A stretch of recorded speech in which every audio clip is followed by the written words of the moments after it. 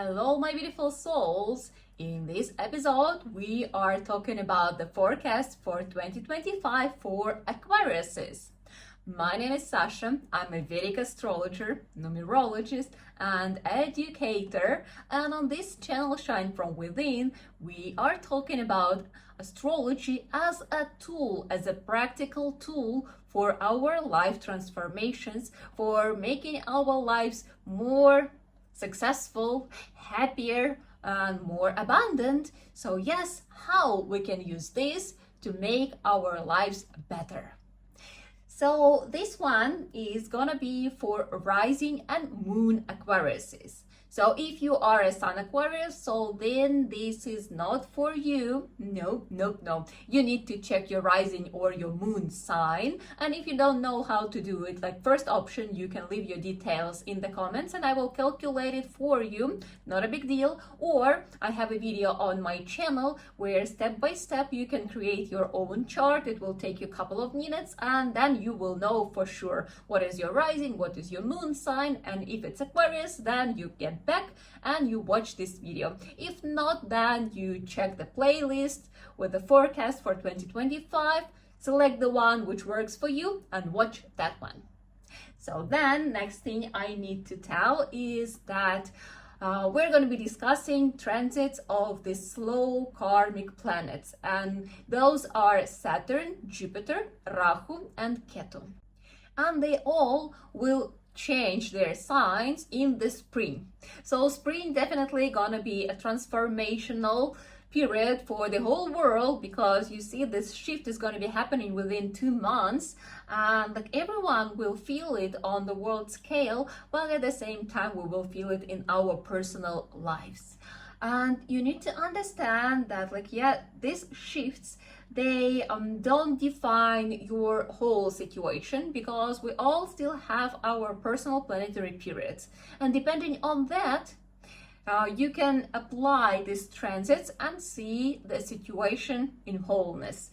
Because this is exactly why during some tough times some people have their best lives possibles, but at the same time during some good times when economy is boosting, some people are still living through their challenging times. So yes, your personal period defines the situation, but transits, they add extra value, extra volume, extra flavor, or extra shade, it still kind of sculptures the whole situation. But as I said, depending on what's going on in your personal planetary period. Anyway, you will understand how this transit works, because the beginning of 2025 will be very similar to the whole 2024, and you will see these tendencies, you will recognize these tendencies, and then you will just apply them and you will see how it will be unfolding in the second part of the year. So let's begin. The first planet to make a move is gonna be Saturn. So Saturn was transiting through your first house, and it is in a way a little bit unpleasant transit, because Saturn is a tough planet and it slows things down and it brings a little bit of heaviness.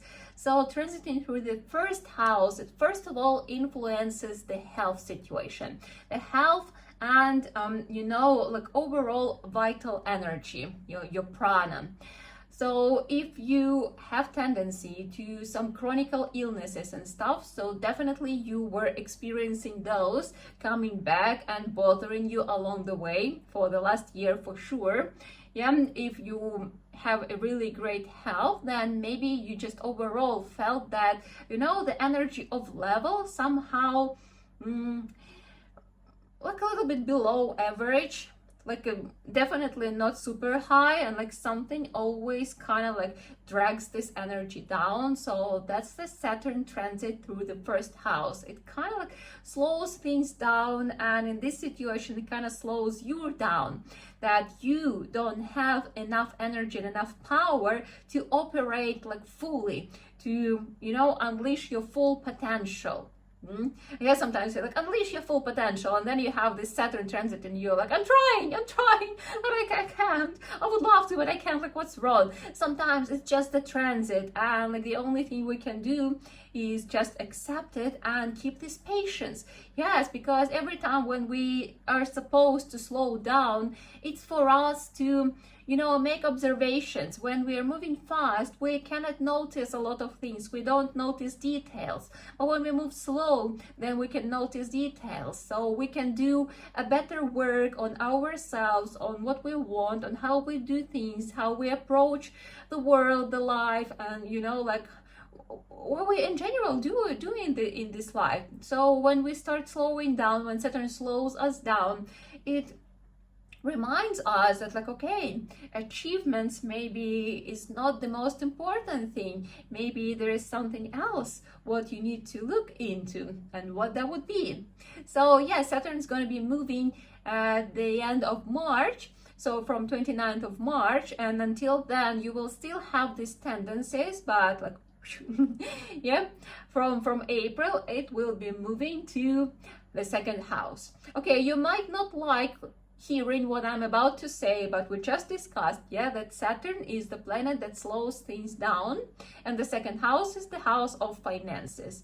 And this is what you could expect, that, you know, the money flow, it could be it could change, and the things could start slowing down. So like whatever you do, you may expect delays in the payments, you know, like in incomes, maybe things, you know, like you will get paid after a while. So be wise with your spendings. Yeah, you need to really stick to the budget, otherwise at some moment, you know, like if you will be like overspending and then some delay, so you could get yourself into a little bit of a troubled situation. So be wise with finances. I'm not saying that it's going to be, okay, how people listen, oh, it's going to be bad with money. That's not what I'm saying, yeah? Hear me out here. Saturn teaches us value. Second house is finances. Saturn teaches us value of money, that we are wise with money, that we spend it wisely, that we spend it on something important, that we plan our finances. Yeah, so it teaches us how we can deal with money. It teaches us to deal with money energy and to do it properly. So the value of money, that it's important, yeah? And like we cannot treat it as like, well, whatever it is. We need to respect this energy. We need to respect all the income that comes to our life, and we need to spend it on something important. So this is the kind of lessons you will be having while Saturn will be transiting through your second house. Be very wise here. And as I said, it doesn't mean that the flow will be bad. No, but you could have hiccups that will teach you how to respect the financial flow. If you are great with it, then not a problem. Yeah, like if you learned your lesson like years ago, then this will be easy thing for you. But just be wise, be thoughtful, think things through before you spend. Yeah.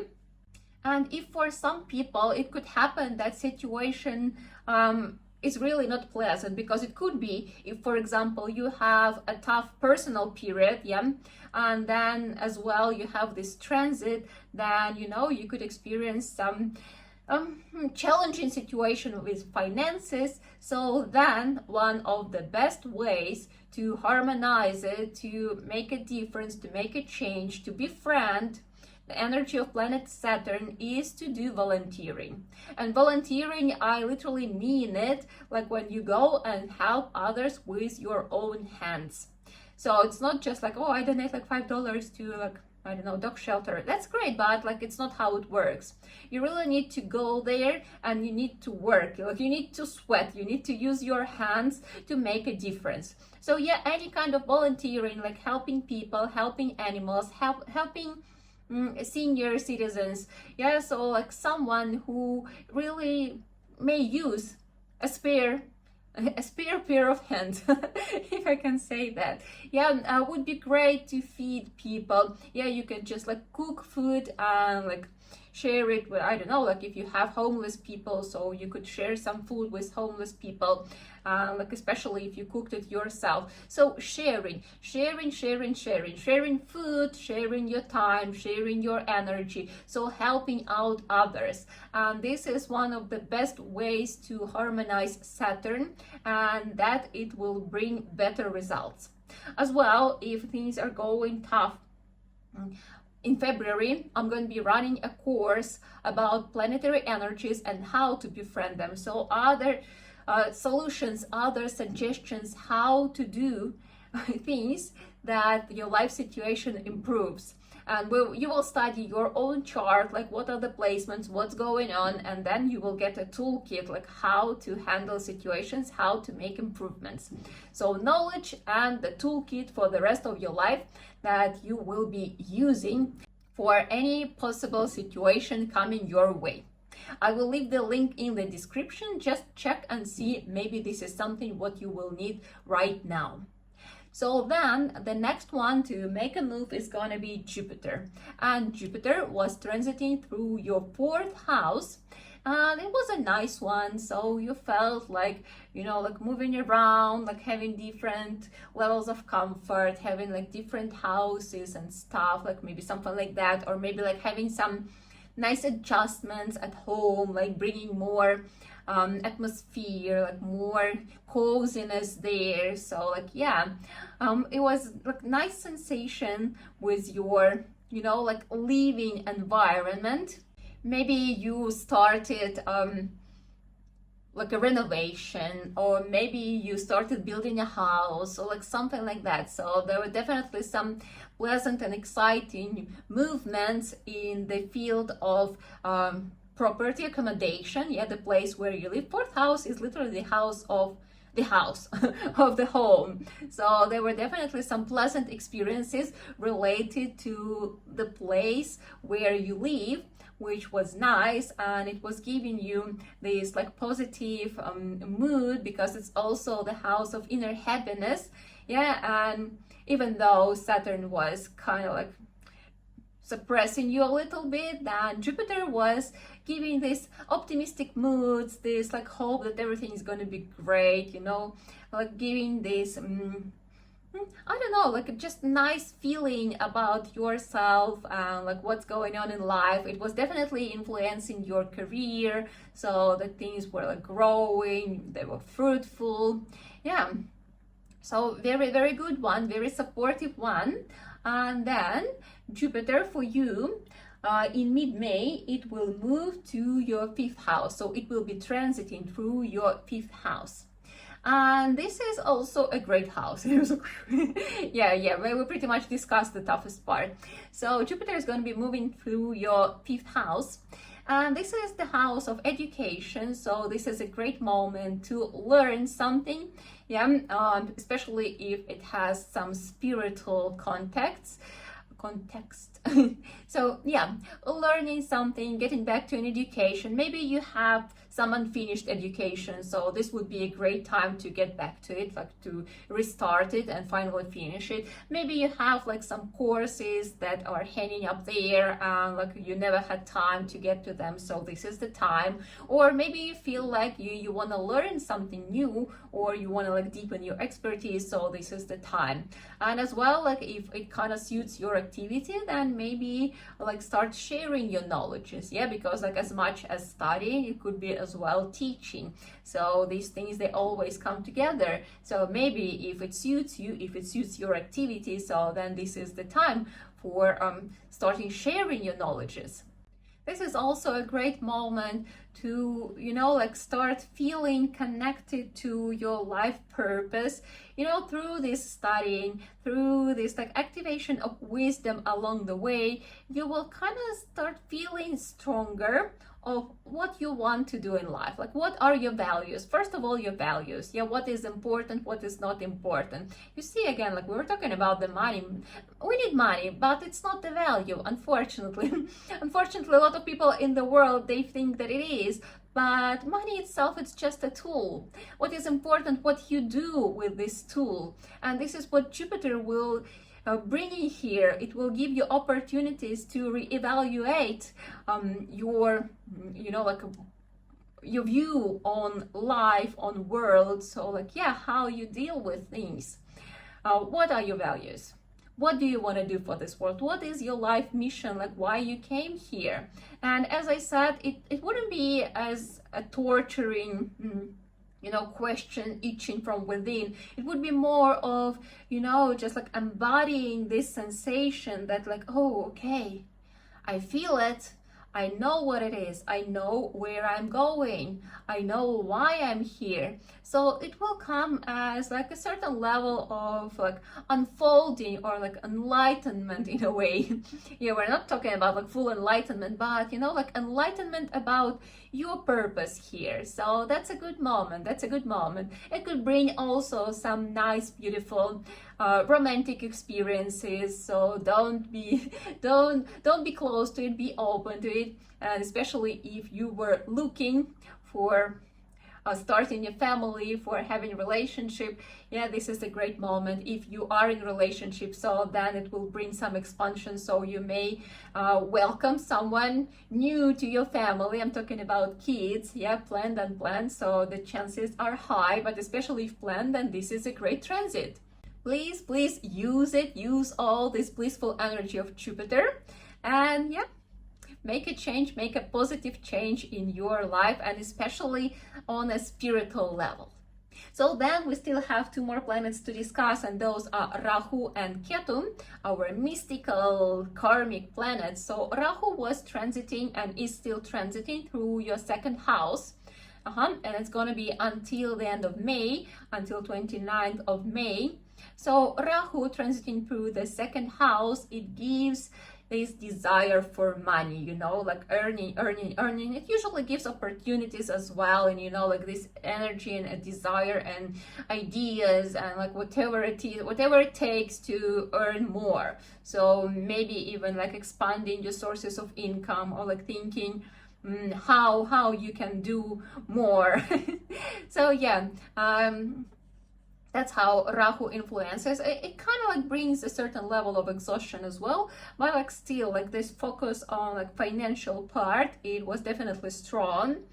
And you will see that the shift, that's why I said like, yeah, the shift might be a little bit challenging for like the personal feelings. But as I said, if you look at it from spiritual perspective, if you get your mind, first of all, your mind prepared and your ego prepared, then you will transit smoothly and everything is going to be all right.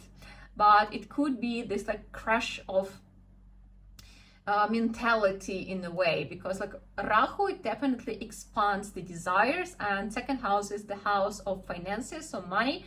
So desires were for money. And then Rahu will be transiting through your first house. And here the first house, the house of personality. So it means that desires, they will become even bigger. So yeah, this will be about who am I? What do I want? Yeah, like not just like in a way of questioning, more in a way of that, like I want to be out in this world. I want this world to know who I am. The world needs to know that I exist. It will be about like this self-presentation, about self-expression, about being in the spotlight, about, like showing yourself to the world, like this desire to be noticed, this desire to be like awarded, this desire to be respected and stuff. So like, yeah, it's about like kind of like rising up and bringing yourself like fully to this world, like claim yourself, claim your spot under the sun. So this kind of thing. Be careful, because Rahu, it inflates all of our desires, it inflates our ego. So it's great to be out there in the world, and it's definitely an experience you need to have, but be careful with your ego, because this thing, sometimes it can be easily damaged and could bring us suffering. So yeah, the way you play it, if you will go more with this like illusional Rahu energy, and then you may receive your lessons. If you will do the same thing but using the blissful energy of Jupiter, then you could see that like you have so much in you and you could give a lot to this world, but then at the same time you will see it from this spiritual perspective, that it's not me so amazing, but that like I am as a tool for this world can do a lot of good things. And this is, you see, same thing, but absolutely different attitude, absolutely different perspective. So like with the change of perspective, you can get like really great results and at the same time feel happy and satisfied within. So interesting moment, and as I said, it could give you like a huge personal growth, and as well the growth on the scale of the world, yes, so that the world will start noticing you, or maybe noticing you more than it is already. And Ketu, so Ketu was transiting through your 8th house, and it will change the sign at the same time as Rahu, means at the end of May. So from June, like all the transitions will be done and you will shift to a new vibe. So Ketu definitely was bringing you some transformations. Maybe you had a chance to receive some inheritance, maybe some, you know, like some payments. 8th house is the house of unearned money. Unearned money, it means something what comes to you. Yeah, it's like inheritance, alimony, I don't know, like insurance payments, lottery wins, like something what like you didn't really work for it, but it just came. So Ketu probably gave you some of those opportunities. Again, like depends on your personal period, and like the amount could have been different, and it definitely brought you some transformations as well, some transformative experiences. But more than that, probably it was bringing you interest into, you know, like esoterical field, like the mystical things, transformative practices, like something like working with energy, studying how this world works, like something unusual, something mystical. I mean, like, I don't know, I don't think that esoterics is anything mystical, but like in the world it's presumed like that. But like, yeah, so knowledge is about how this world works and how you can manipulate it a little bit, yeah, how you can deal with energy. So that was Ketu. I hope you learned something valuable. So then Ketu is going to be transiting through your 7th house from June, yeah. And 7th house is the house of relationship. So the topic of relationship will also be very actual for you. Yeah, you see Jupiter is there, like Ketu there. So definitely re-evaluating relationship field and the way you feel in there, the way you deal with a partner. And Ketu, you know, it's also a very spiritual planet as Saturn. It's also a teacher in a way. And Ketu teaches by taking something away.